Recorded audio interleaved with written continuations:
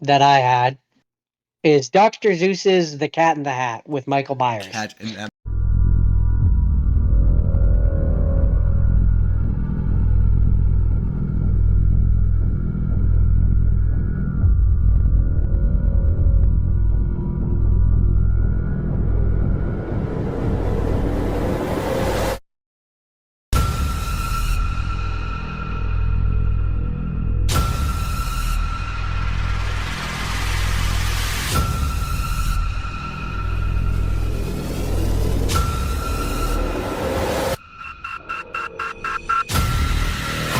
Movie.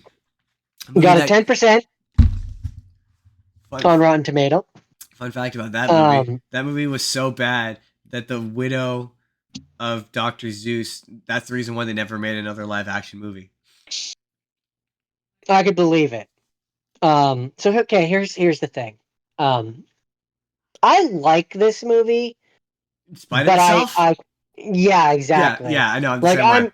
I'm fully aware that it's bad. Like it's bad. It's bad. Make no mistake. It's bad. The irony of the fact that we're talking about this while sick is funny to me because the first time I watched that movie, I'll never forget it. I had like the worst fever, and I went to the theater, and I remember I had like a big thick winter jacket on, and I remember like freezing and shivering my way through that movie and thinking that movie was hysterical because I was clearly delirious. Nah.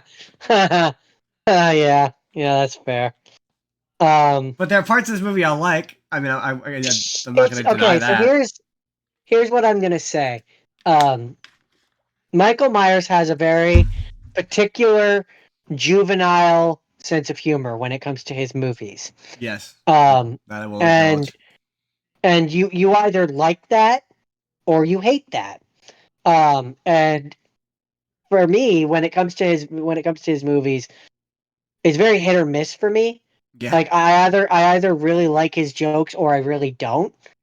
And in terms of this, there's a great number of the jokes. Some of them don't really land for me, but there's a great number of the jokes which I do enjoy. And so as a result, also the musical number is kind of fun. They may ship you off to school, so ain't it in a little. We can't spell fun without you in the middle. Children. I like the musical numbers. I mean, it's also a fun movie to quote. Like, yeah, I like the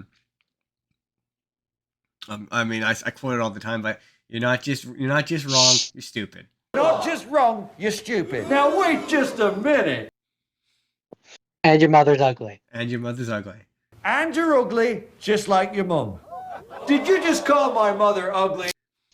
Well, yeah, and that's why I say it's ultimately going to come down to whether or not you like Michael Myers' humor.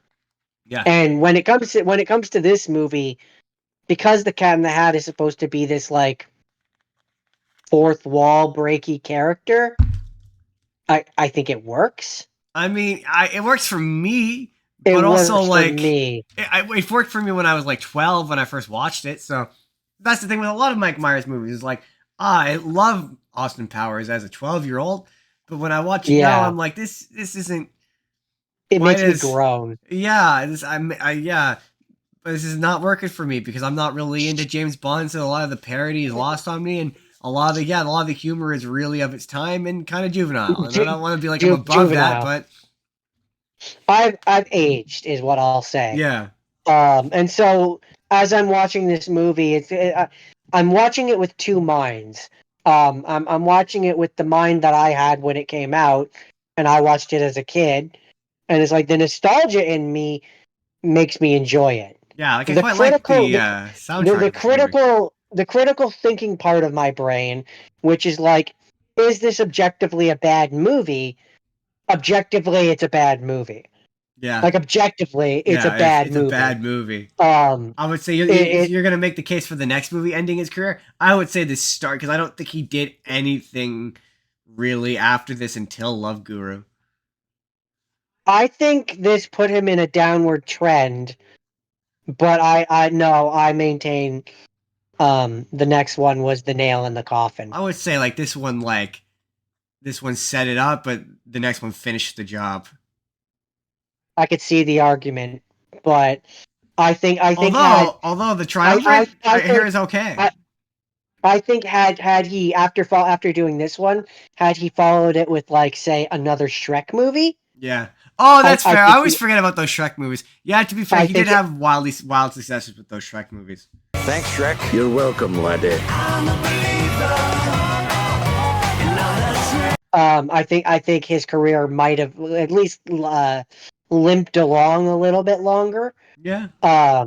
But because he did this, and I think he pretty immediately did the following choice pretty quickly after this, So yeah. it kind of killed it. But yeah, He might not have. Well, I mean, to be fair, I think he probably had a Shrek in between those. To be fair. I don't know enough to. Yeah, I I'm don't not going to either. look it up. But overall, I mean, I think this movie deserves to be considered rotten. It Do absolutely I think does. it deserves 10%? A 10% solid feels 20. low. I feel like a solid 20. No, I would say 15. 15. 15. Solid 15. 15%. Maybe 16 because I like the But songs. that's a nostalgia motivated 15. I Yeah. admit it's a nostalgia Yeah. bump. It's getting a nostalgia bump for me. Now here's the thing. If they were to make another live action Cat in the Hat movie, who do you think would be a better Cat in the Hat? Well, I don't know. I mean, my brain is just going to the fact that they're making an animated one. Is going to be Bill Hader, and I'm actually interested in that. I think these characters are way more suited for animation than they are for live Definitely. action. So no live action. Do the Bill Hader animated one. I'm gonna watch that. I'm hoping it's. Although to be fair, on a rewatch, I really quite enjoyed the Benedict Cumberbatch one. So, but that was Illumination. Can't remember who's doing this. Because like as I was watching this one, the live action one, I kind of came to the realization.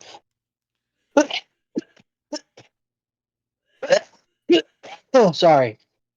That the original stories are so basic that like that's why the randomness of this one kind of doesn't bother me, is because it's I like know, yeah. it's such a basic story that you have to find a way to stretch it. I'm pretty sure there's a Cat in the Hat TV show that amounts to he gets them into shenanigans every episode. So like, yeah, the thing about it is that it's weird and it's not really meant for the target. It's funny to me as an adult, but like, yeah, this is probably meant for like 6-year-olds, and it's just not. Like I thought it was funny as a 13-year-old who liked juvenile humor, but he has weird. a lot of jokes in there where it's like I don't see it being. I don't see it landing for the target. Like when he's looking at the picture of the mom and he opens the spread or whatever, and then his hat goes up, and that's a very obvious joke for an adult, but a kid is not going to get that. Yeah. It's one of those movies where it's too silly for adults, but too mature for kids. So that's ultimately why it failed so hard, is because it was a movie for no one. But that's the Cat in the Hat.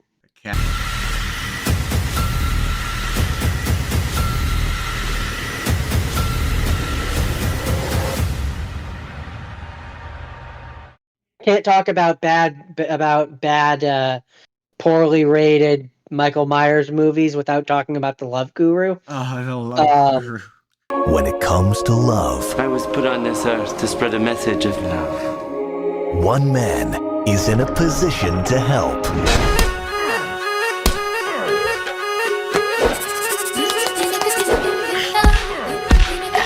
It's my time to shine! He thought that was going to be a character. The way you could tell if an actor thinks that a character is going to be something is if he tours talk shows in character, and he absolutely did. He absolutely did talk shows as his character. Did he? He absolutely did, yeah. Oh, it was a big thing. He was like that's hardcore. upsetting. Yeah, no, he thought this was going to be his next Austin Powers. Like, this was going to be like a major character for him. So this one got 13% on Rotten Tomato. Oh, bad movie. Just a bad movie. Which I have to say, it kind of upsets me that Cat in the Hat got 10 and this got 13. This should be lower. Significantly worse movie. Oh, this is so. Oh my god, where do I even begin? To be fair, though, that was during that period of time where we were kind of all okay with that kind of racism, because I think that's kind of when Russell, not to excuse it, But that's when like Russell Brand got popular. Not Russell Brand. Russell Peters got really popular, where everyone just got just too comfortable making fun of Indian people. Yeah, no, this movie is so racist. So racist. Like it's so racist. The bit I always remember is the bit that I'll never understand is where he first. I think it's where it's the flashback where he first meets Ben Kingsley's character, and he's the like guru. What's his he's name? like young Mike Myers, but they've given him a giant head for some reason. Who? Guru Tagan Mapuda.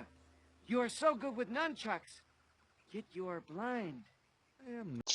Well, it's like they've got he's young Michael Myers, but it's like it's got adult Michael Myers' face plastered over the kid version. Yeah, but his head is gigantic. That's all I remember about it. It looks so bad and it's so dumb. He's supposed to be an American who is raised in like this Indian ashram or whatever. Yeah, Which is why it's supposed to be okay that you have a white guy doing an Indian accent, and it's so.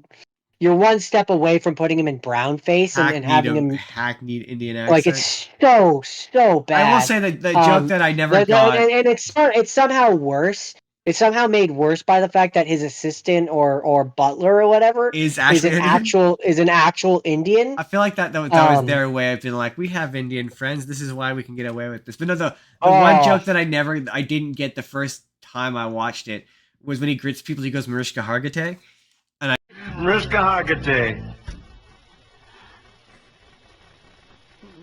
Mariska Hargitay. I so enjoyed your suit. And I never realized that. And then she shows up. He's like, Mariska Hargitay. She shows up. That's the name of the Olivia Benson on Law and Order SVU. That's the name of the actress who plays her. That's why she shows up. That's her name. Yeah. I never got that joke before until I started watching Law and Order SVU. No, I didn't get that joke. That's funny. But yeah, no, I mean, there's just oh my. There's a lot of there's like so many things where he just sings more than words for a really long time. Easy. It would be to show me how you feel more than love. I mean, there's the fact that the character is called Maurice, so they can do purely so they can play. He's a picker. He's a grinner. He's a midnight picker. Why can I never remember the name of that song? Got my buddy on the run. Yeah, purely, yeah. Some people call me Maurice. Some people call me Maurice. Purely so they can do that joke, so he can play it on a sitar. Purely, just for that. There's also like it's got a number of meta jokes. Like there's a part where they're in the car. Him and the hockey guy that he's trying to help her in the car, and he's flipping through the radio, and one of the stations that it lands on is playing Bohemian Rhapsody. That's funny. And he looks straight into the camera and then changes the station. There's a joke I quite like where every time I drove all night by Celine Dion, I do the dance moves that Justin Timberlake does when he's dancing, because that did make me laugh.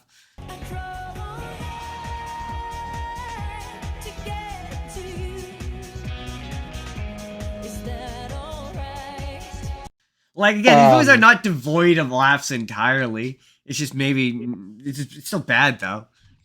I just don't know how he thought there was any world where this was going to be the next Austin Powers. I mean, once again, 2000. When did this come out? 2008. This came out in 2008. Yeah, 2008. This is another one where we like raced to this theater to get to this movie. We're all covered in sweat, exhausted. And my friend was just pissed. She hated this movie so thoroughly. It was about the point where the elephants have sex, where she was like, I hate this. It's so bad. But yeah, 2008 was just a different time, is how I would put it. The only thing I will give it credit for is it's only an hour 27 and it's mercifully short. Yeah, that was the nice thing this week, is they were mercifully short. Nothing. The longest one was the next one I'm going to talk about, which was almost 2 hours. But even then, paced. The fact that the character that Maurice ends up with Jessica Alba at the end, I don't think he deserves to be with her. No, just story wise, I think at the end it should have just been like he was faking the accent the whole time. I actually I actually talk like this, and he's just his regular Canadian accent. I will say that I would respect it a little bit more. Oh, interesting. I do find it funny where there's a scene near the end where it's at the hockey game, and Michael Myers is actually there with another As celebrity himself? as himself That's in the funny. movie. That's funny. But so one thing that I'm reading about in the production, Michael Myers apparently first came up with the idea for Guru Pitka in the mid 1990s, and he was originally planned for the Austin Powers franchise. Oh, interesting. Um, Interesting. He began workshopping the character in New York comedy clubs in 2005, and he billed these live shows as an evening with His Holiness the Guru Pitka. Oh. Well, it's similar to Austin Powers. Austin Powers started off as he's part of a band called Ming T. Um, Lead singer of a band. Apparently, he wore a prosthetic nose for the character both in live performances and in the film. Oh, interesting. And the Love Guru was in part inspired by Myers' career-long desire to make a hockey movie. Oh. A fan of the Toronto Maple Leafs, Myers described the film's plot as wish fulfillment, saying, funny. I figure the only way that my team will win a cup is if I write it. That's hilarious. That is very funny. Apparently, I'm learning all sorts of of things. Apparently, he appeared in the 7th season finale of American Idol as Pitka. Yes, that's what I'm saying. That's how you spiritual knew. director of that show. That's how you knew. That's how you knew that he thought that character was going to be huge. Because yeah, he was doing appearances as that character. That's how you know a character or an actor thinks that a character he's gonna do big. Same thing with Sacha Baron Cohen, the director or the dictator. Like it's Borat. It's why Borat always you can tell if they're comfortable enough to do that character like that they could just be in character, then they think that character is going to be successful, which makes it funny that he wasn't, and it killed his career. So, unsurprisingly, a lot of Hindus were not happy with the portrayal of the film. Of course not. Why would they be? Although other Hindus, such as an official statement from the International Society for Krishna Consciousness, gave the film a cautious welcome, saying the film does not intend to hurt religious sentiments, which I argue it absolutely did at the time. Well, okay, but the thing is, the movie at the end of it was like, no, he is a hawk, the joke is never that he's a white guy culturally appropriating something for like a scam or a con. The movie's like, no, he's the good guy and he's right.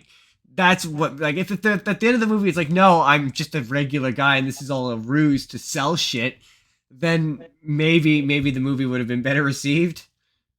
Right? But no, it very much is like the entire thing throughout the movie is he wants to be the next, what was it, Dalai Lama or something? Deepak Chopra. Deepak Chopra, thank you. And the entire thing is that he's like, his mentor wants him to love himself. And so the fact that at the end he ends up with Jessica Alba and is like continuing on with his sham, right? Kind of just feels like it misses the point. Exactly. Yeah. Exactly. Of its own movie. Right. But yeah, no, this movie's bad, man. This movie got 10% or 13%.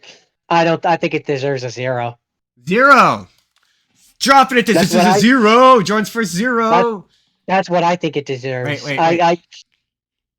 I honestly. Wait. Jordan's for 0. Jordan's for 0.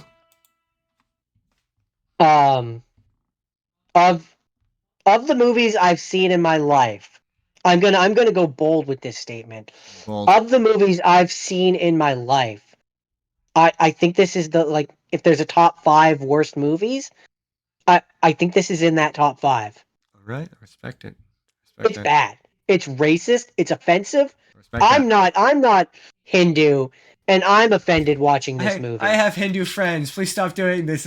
Stop killing your career, Michael Myers. Stop it. Stop it. You're killing it. And you're talking like it's funny because you say like there's certain movies where it's like how did you convince like such person to be? How did you convince John Oliver or Jessica Alba or Wait, John any of Oliver's the people that? John Oliver's in that Oh, movie? John Oliver is in that movie. No shit. He's basically Guru Pitka's like manager. Oh, He's I feel like he's made Dick. jokes about that movie, being in that movie, and how terrible it is. He's Dick something is the character's name. 2008. That might be pre. John Oliver might not be famous yet. That might be pre Daily Show.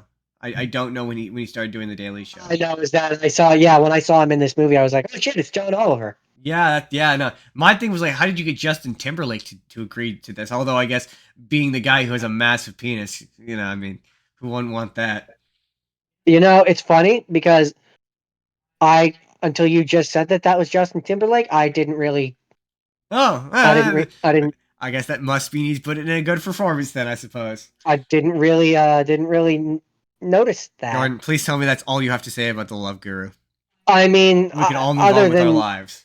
I could complain about it all day, but I mean, I will say, sorry, one final thing. You know how we sometimes say there are jokes from movies that we have just kind of incorporated into our lives? Yeah. There is a joke from this movie that I didn't even realize it was from this movie, which I have incorporated into my life. What's that? So, the coach of the Maple Leafs in this movie is Vern Troyer. Yeah. The little person. Yeah. There's a point where he says something to the Love Guru. The Love Guru is just a massive dick dam in the entire movie. That's a big word for you. That's yeah. I took that from that movie, and then you took that from me. Yeah, that's a joke that I have incorporated in my life. That's a big word for you. That's a big word for you. Yeah. Condescending. That's a big word for you. Yeah, no. It's so offensive, but it made me laugh. Oh, the one where I can't remember the setup. I just remember that the punchline is, and now the joke is in your hands. Fate is a joke. And as I once read on a wall in a truck stop bathroom in Barstow, the joke is in your hands. Oh my god, I just got that. Oh, I got that now. It's the run up to that is he's like it makes me think of these words of wisdom that I read on the bathroom stall in such and such place, where it's like like the joke the joke is this, and the joke is also in your hands. Yeah. Oh, I just got that. I just got that. Anyway, Love Guru, is that it? Oh, it's so bad, man. So okay, Jordan. Why, hello there. It's Justin at the end card once again, here to ask you, do you agree? Are these the movies that killed Mike Meyers' career? What do you think of Cat in the Hat? What do you think of The Love Guru? The Love Guru is really bad. It's a really bad movie, right? We're not alone in thinking that. Anyway, if you want to see the full podcast that this video is from, you can click the box on the left and that will take you to the full podcast, or you can click the box on the right and YouTube has selected a video that they think you're going to enjoy. So click one of those boxes, subscribe if you haven't already. We will see you next time, everybody.